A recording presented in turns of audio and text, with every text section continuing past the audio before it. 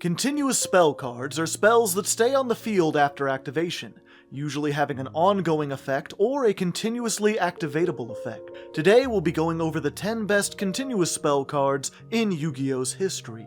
Let's get started. Starting us off at number 10, we have Mass Driver. This card's effect states that you contribute one monster on your side of the field to inflict 400 points of damage to your opponent's life points. Mass Driver is a very simple card. Converting summons into damage isn't an uncommon effect in Yu-Gi-Oh! Cards like Cannon Soldier, Amazoness Archer, or Shadow Priestess of Ohm all have similar effects, and they're all similarly exploitable for the same reasons. These cards are almost solely used as finishers for first turn kill strategies using burn damage. Mass Driver is often considered the strongest of these types of cards, as it does not require any summoning investment to get onto the field. It functionally states that if you can summon 20 monsters, you win the game. That being said, it isn't as searchable as monsters are, so decks that did abuse Mass Driver to win before the opponent ever got their first turn would often have some sort of draw power to find it. Historically, the deck that abused Mass Driver the most, enough to even get it banned, was Frog FTK. Frog FTK would abuse the interaction of Substitoad's effect to tribute a monster to special summon any frog monster from the deck, to run through the powerful Frog Engine cards like Swap Frog and Ronin Totem, as well as abuse Fishborg Blaster and its ability to continually summon itself to set up an elaborate special summon chain, summoning more than 20 monsters and then tributing them all with Mass Driver to close the game out.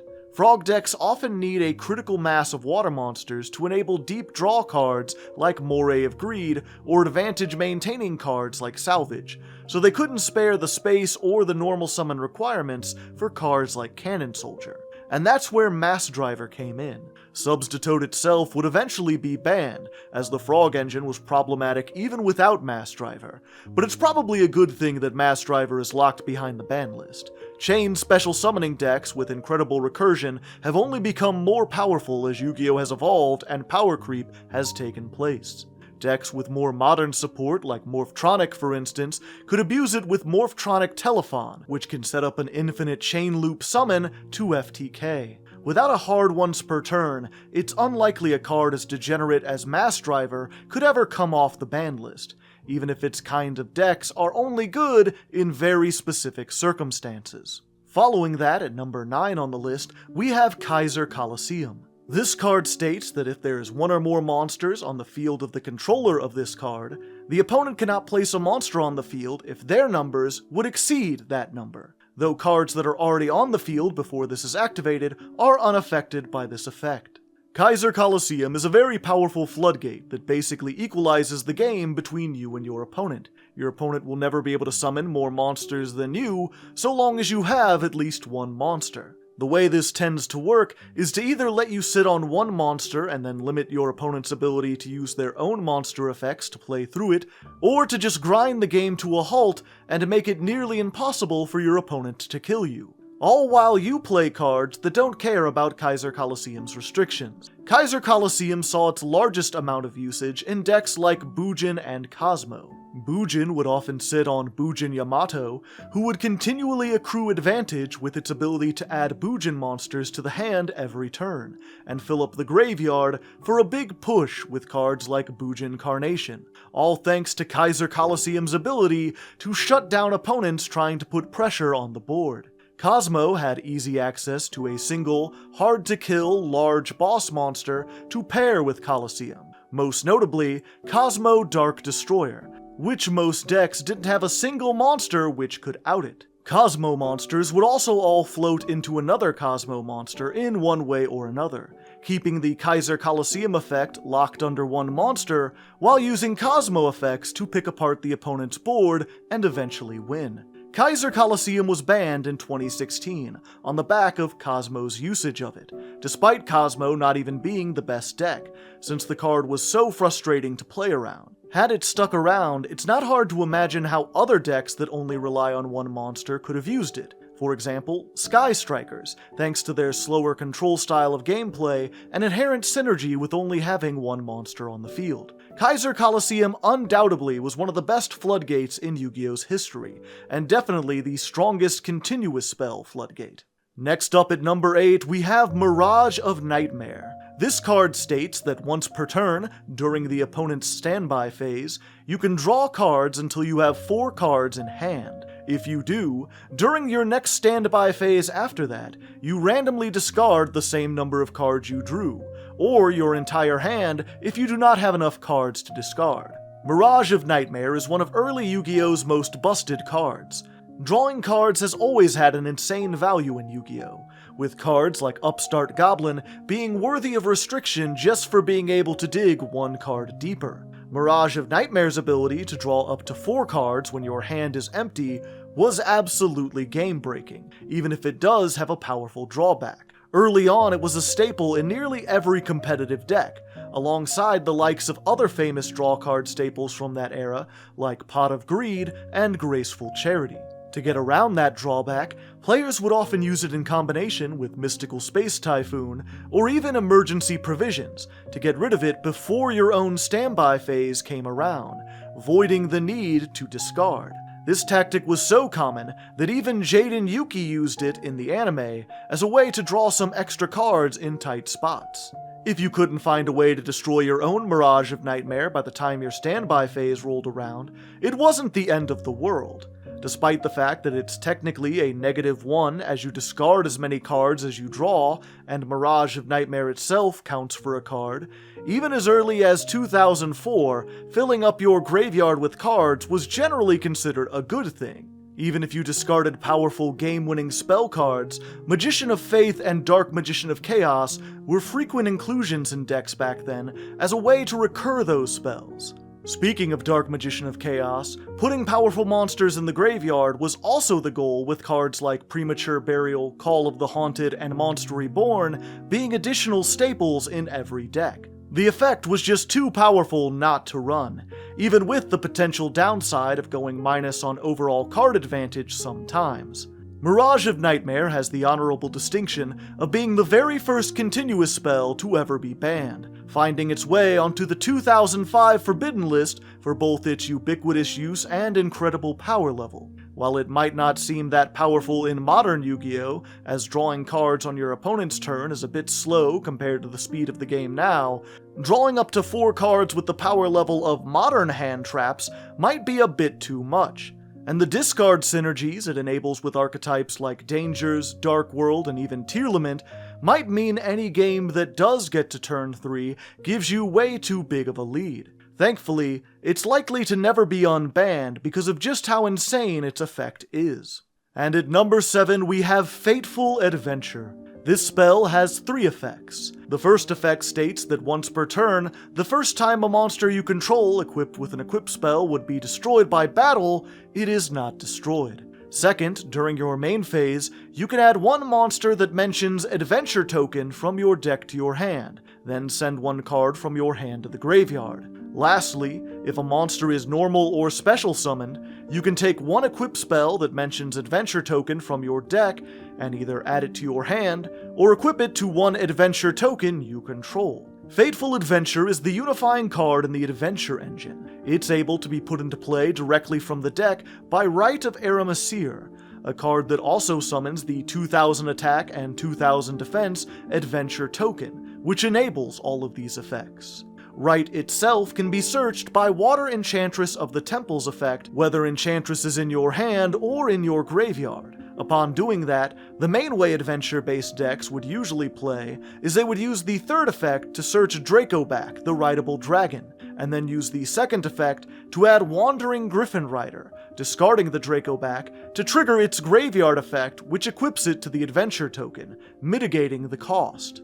This highly searchable 1-card combo put 4,000 points of damage on board, searched a generic removal spell with Dracoback's ability to bounce a card, and added a powerful Omni-Negate in the form of Wandering Griffin Rider. The only limitation is that Rite of Aramesir prevents activating effects when you normal summon a monster, which meant this engine was right at home in a myriad of powerful decks like Prank Kids, Phantom Knights, and several more decks that could function without a normal summon effect. It is one of the most powerful, completely generic main deck engines and one-card combos ever created, both for the powerful interactions it would grant you and the sheer number of cards you would gain access to. The fact that you would have 2 spells on field, Fateful Adventure itself and Draco back, meant the deck even synergized with Magician's Souls, which could get 3 free monsters summoned to the field, and draw 2 cards deeper with Magician's Souls effect, sending the Draco back and Fateful Adventure to draw, a popular tactic in the pile variant of this deck. Overall, it's an active and provenly powerful card in modern Yu-Gi-Oh! And while the current top-tier strategies aren't using it now, it's powerful enough that it could still see some play, and it wouldn't be a surprise if future archetypes that can play within its restrictions include it again. Taking the 6th spot on this list, we have Gateway of the Six.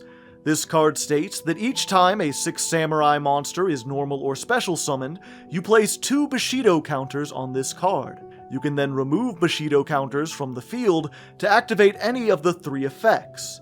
2 counters will let you target a 6 samurai or Shien effect monster and give that target 500 more attack until the end of this turn. 4 counters would let you add 1 6 samurai monster from your deck or graveyard to your hand. And 6 counters would let you target 1 Shien effect monster in your graveyard and special summon that target. That's a lot of effects, and while the 3rd effect rarely came up, and the 1st effect is only useful for enabling some one-turn kill capability in the 6 samurais, the most dangerous effect is the 4 counter ability, which would allow you to add a 6 samurai to hand. Even in early iterations of 6 Samurai, this card and any other Bushido counter generating card like 6 Samurai United meant the 6 Samurai could easily flood the field with monsters, generating card advantage every time they did so, as there was no hard once per turn on Gateway of the Six.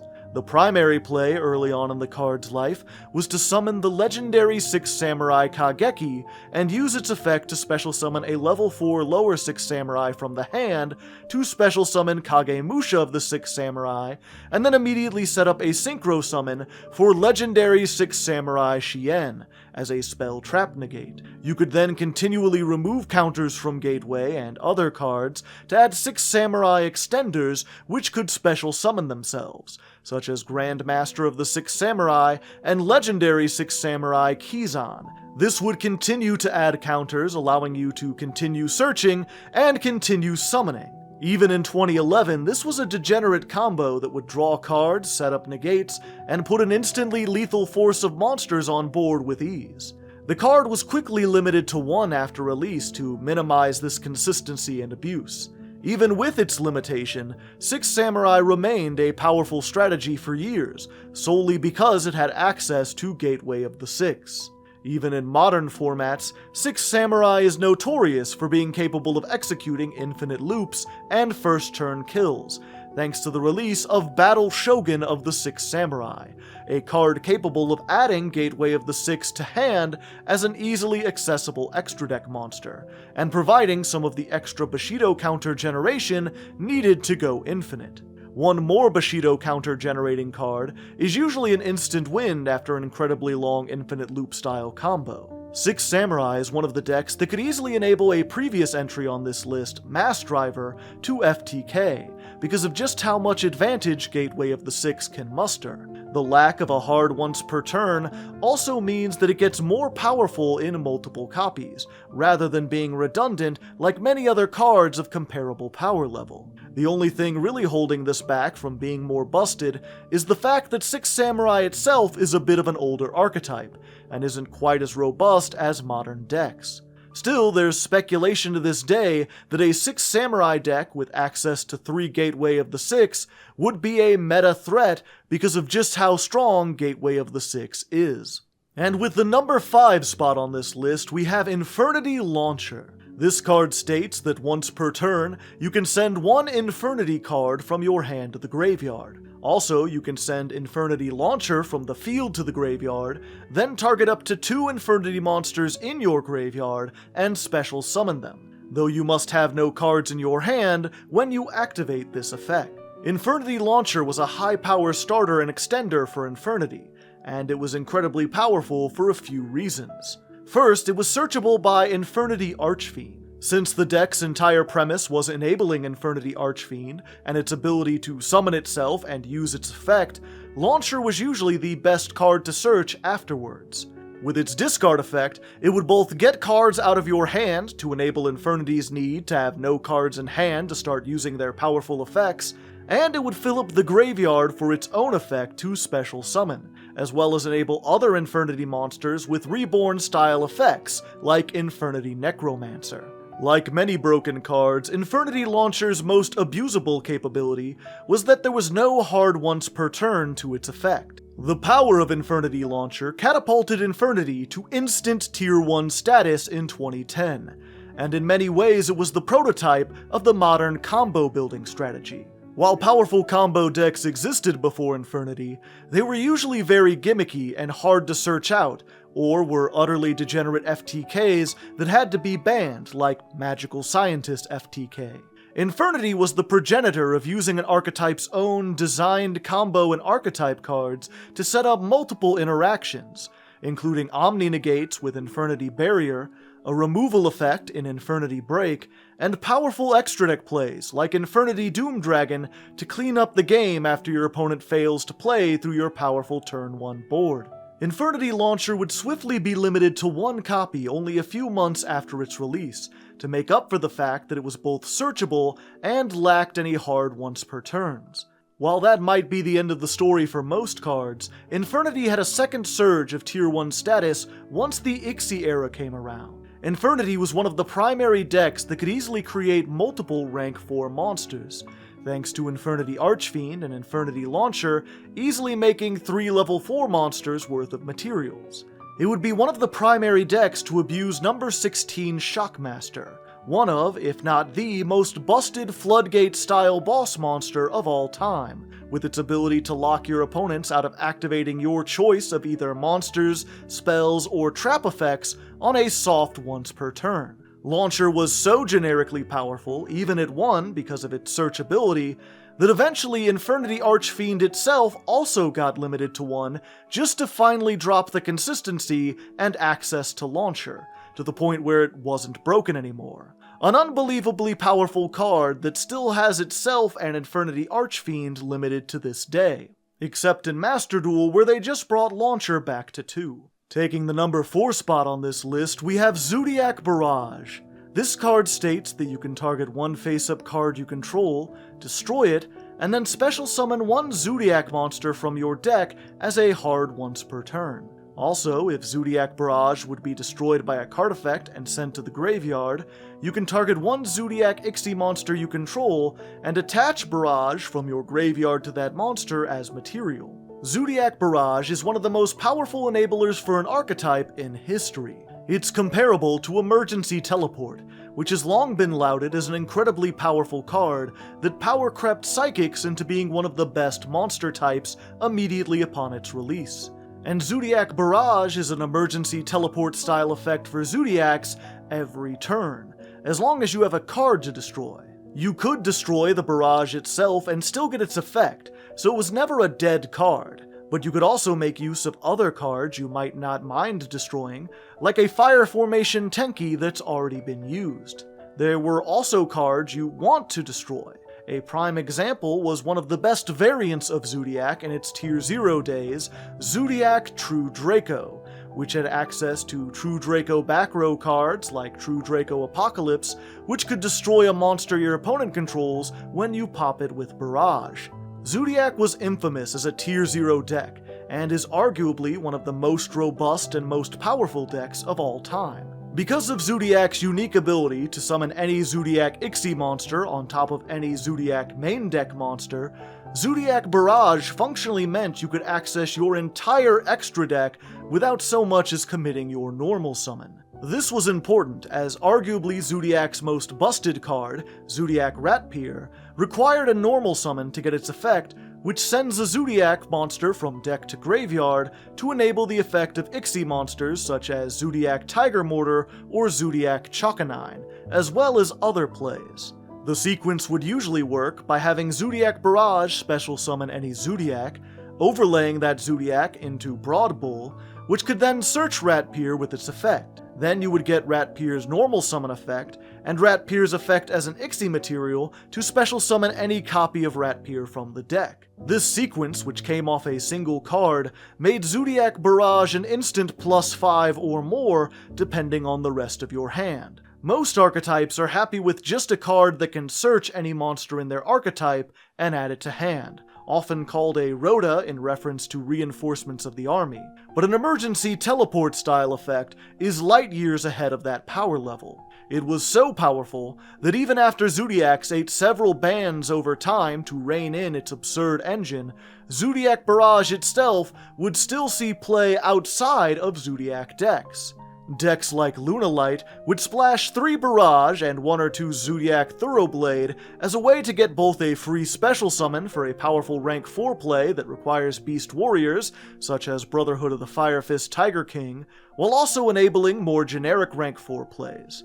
Even 3 years after its release, players were still running small Zoodiac engines in decks like Eldritch, for easy access to Zoodiac Trident, which has a spell speed to destruction effect as interaction.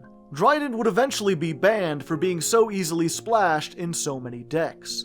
Ironically, because it would still see play after Trident's ban, Zoodiac Barrage was later limited, but at the same time Trident was brought back to 1 to help make up for that. Konami would later regret this decision, as the eventual release of Tri-Brigade created yet another deck that would love access to a free Beast Warrior special summon and a 1-card interaction with Zoodiac Trident. Trident would eventually be banned again, with the hopes that this would finally diminish Zoo's consistent appearance in Tier 1 decks, but no. Decks would still play Zoodiac Barrage thanks to the fact that Divine Arsenal AA Zeus Sky Thunder would be released. A monstrously powerful card that can wipe the entire field multiple times, so long as you could battle with an Ixie monster. Something Zoodiacs would routinely do with access to Zoodiac Borbo's direct attacking ability. And something too easily enabled without even a normal summon thanks to Zoodiac Barrage. After years of constant playability in any number of decks, Zoodiac cards bouncing all over the Forbidden and Limited list, Konami finally bit the bullet and banned Zoodiac Barrage in the middle of 2021, years after Zoodiac's dominance as a Tier 0 deck. Just goes to show how powerful a card that special summons for free advantage can be. Speaking of which, next up at number 3 we have Brilliant Fusion. This card states that on activation, you can fusion summon 1 Gem Knight fusion monster from your extra deck using monsters from your deck as fusion material, but you change that monster's attack and defense to 0. If Brilliant Fusion leaves the field, you destroy that monster. Also, once per turn, you can discard 1 spell and the monster special summoned by Brilliant Fusion gains attack and defense equal to its original attack and defense until the end of the opponent's turn. You can only activate 1 Brilliant Fusion per turn. Brilliant Fusion is one of the most broken cards and extenders in history. The main way the card was used was by sending any light monster in your deck and Gem Knight Garnet to the graveyard, in order to special summon Gem Knight Seraphonite. Seraphonite's material were 1 light monster and 1 Gem Knight monster, and its effect would allow you to normal summon an additional time the turn you summoned it. It can't be understated how powerful this effect is. Upon its release, not only did Gem Knights play this card as you might expect, but basically every single competitive deck was splashing 3 Brilliant Fusion and a single Gem Knight monster into the main deck, usually Gem Knight Garnet, to have access to a free special summon, a free Foolish Burial style effect for a light monster, and a free normal summon. The necessity of playing Gem Knight Garnet in the main deck to use this popular engine is the origin of the term Garnet, where drawing the Garnet would turn off your powerful plays. That being said, it was still well worth it. A number of decks use this to great effect.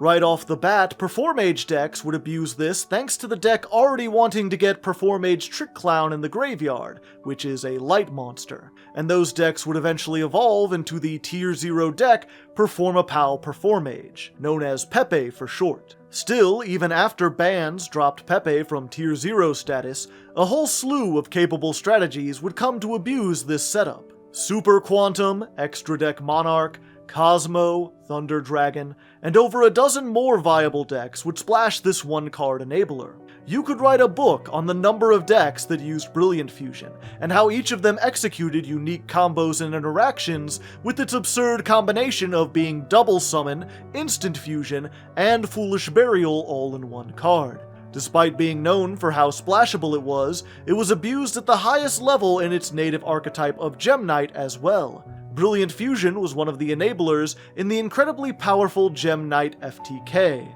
This deck would set up a series of fusion summons to create multiple Gem Knight Lady Lapis Lazuli, along with Gem Knight Master Diamond, to each deal 3000 burn damage and defeat the opponent before they even got a chance to play. Eventually, Brilliant Fusion would be limited to 1 after seeing play in the majority of competitive decks for years, with the hopes that that 1-to-1 ratio with the Garnet would help curb its usage. Even then, it was continuously abused until finally being banned in 2020, a well-earned banning for one of the most powerful enablers of all time. And now at the number 2 spot on this list, we have Card of Safe Return. This card was a single simple effect.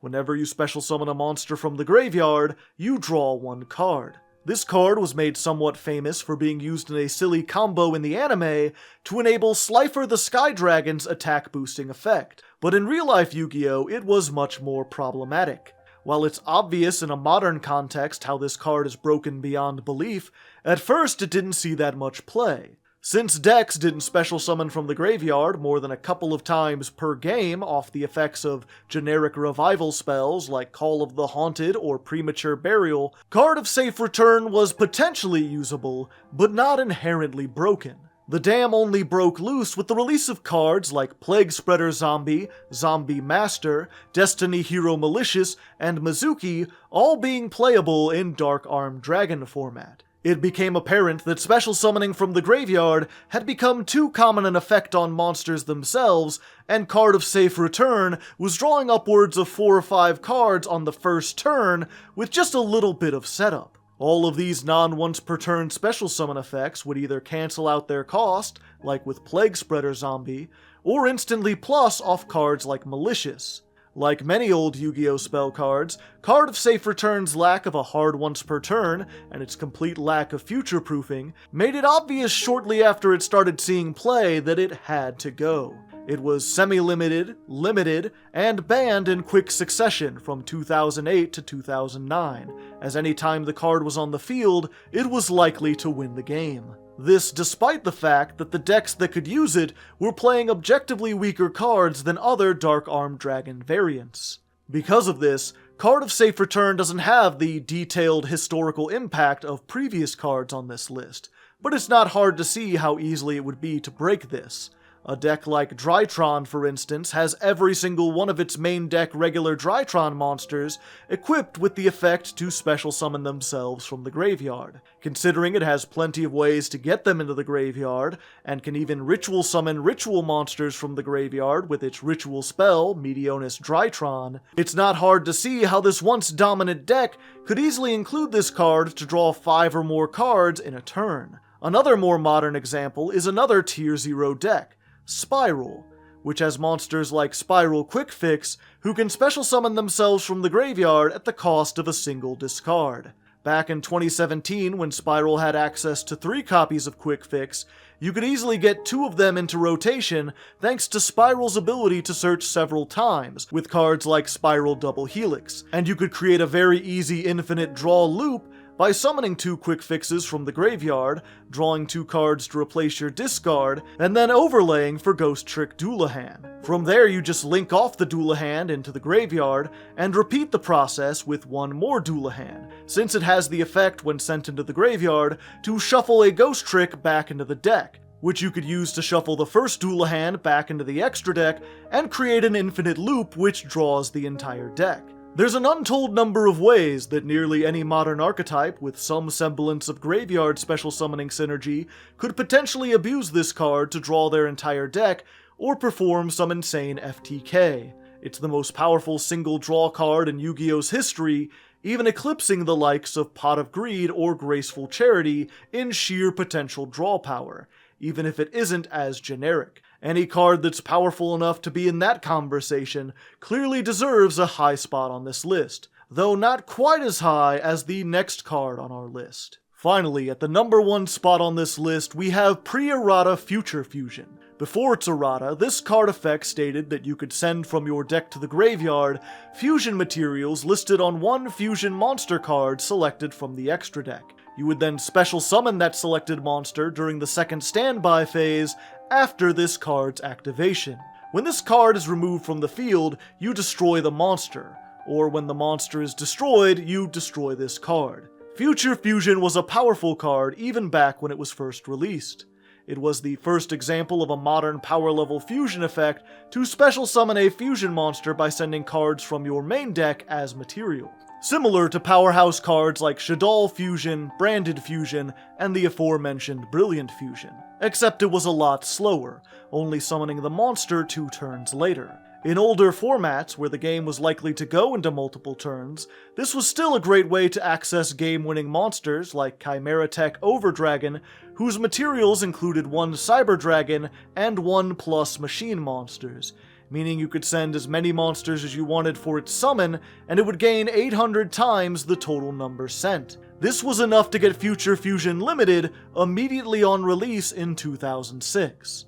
But the most problematic aspect of this card would not be seen until later. The most powerful thing about Future Fusion is that it can send an arbitrary amount of monsters from the deck to the graveyard, depending on which fusion monster you reveal for it. It would be used later on in Chaos Dragon strategies in 2012, revealing a 5-headed dragon in the extra deck to send 5 dragon monsters from deck to graveyard. This would allow players to dump a combination of light and dark attribute dragons to fuel cards like Dark Arm Dragon, Blackluster Soldier Envoy of the Beginning, Light Pulsar Dragon, and Dark Flare Dragon. Importantly, it would also send Eclipse Wyvern to the graveyard and trigger its effect to banish a level 7 or higher light or dark dragon monster, like the previously mentioned Light Pulsar and Dark Flare Dragons. Then, when Eclipse Wyvern was banished to summon one of those powerhouse monsters, it would add the monster it banished to the hand with its second effect. This advantage loop was powerful enough as a standalone strategy without Future Fusion, but one activation of Future Fusion immediately blew the game out of the water, as one player gained far too much advantage and graveyard resource all at once. Future Fusion was less of a fusion spell and more of an alternative copy of Painful Choice, except Painful Choice can only ever send 4 cards to the graveyard. As more and more fusion monsters with generic materials were released to keep up with more generic extra deck mechanics like Synchro and Ixie, Future Fusion just became a more and more powerful copy of Painful Choice. It was banned after these Chaos lists had shown its real power, and wouldn't be unbanned until 2017, when it was given an errata that did not send the monsters from your deck until the next standby phase, making it significantly slower and more susceptible to removal.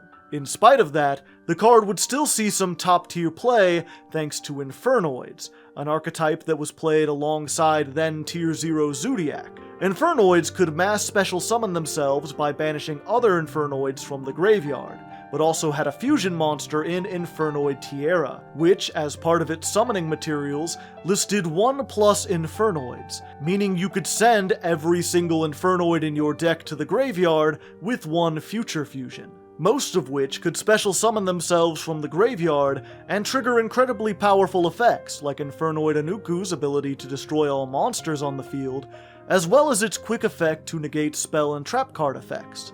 Games were still likely to go 3 or 4 more turns even in 2017, so resolving this card was an instant victory despite its slower speed post-errata. If it was still its pre-errata version, it would be closer to resolving That Grass Looks Greener and hitting every single card you want to hit even more than a Painful Choice. If pre-errata Future Fusion existed today, you could pair it with other generic fusion monsters like Alba Lenatus, the Abyss Dragon, to send an unlimited number of dragon monsters to the graveyard. And anyone who's ever witnessed a Dragon Link combo could tell you just how insane that is. Thankfully, Future Fusion's errata is still into effect this day, which is the only thing saving us from not just the most powerful continuous spell effect ever, but arguably one of the most powerful spell effects of all time.